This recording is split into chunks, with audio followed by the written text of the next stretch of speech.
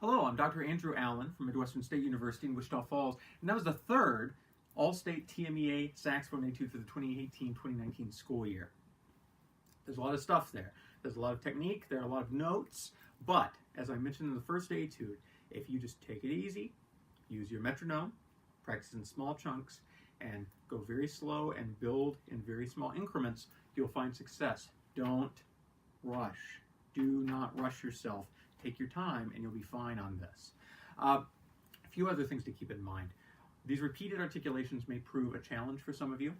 Make sure that you're not puffing your airstream. Make sure that all of that is coming from your tongue and your airstream is just providing a nice solid source of energy for those notes.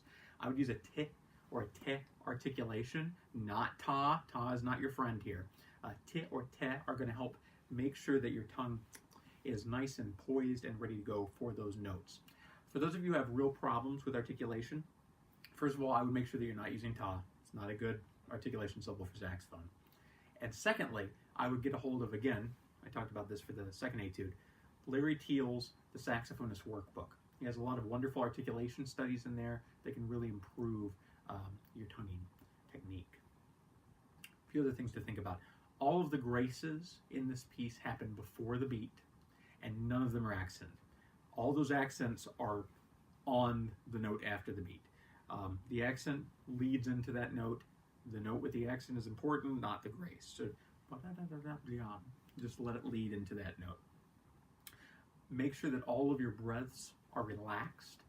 As we talked about before, you want to drop your lower jaw. If you're at the end of an airstream, your body's just going to naturally take in lots of nice air. Try not to make any noise. That's just constriction. All of these phrases, you need a lot of air to make them. So just do everything you can to relax and make sure that your body's doing what it wants to do naturally and you're not providing any obstacles in its path. All these dynamics are very important.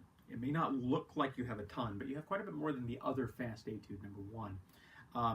You have a beautiful forte in the beginning, you drop it all the way to piano, you build that back up to forte, and then you have a nice little contrast between mezzo forte and forte at the end.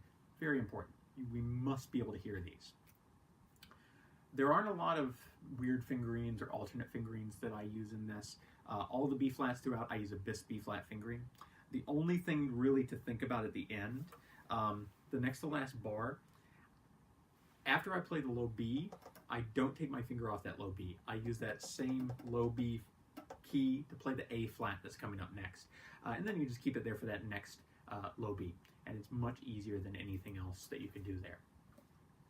I hope that helps. Just remember, go slow, learn bit by bit. One other little thing. Most of the time you have this phrasing of 6 notes or 5 notes with articulation at the end. But every once in a while you have these little 3-note phrases.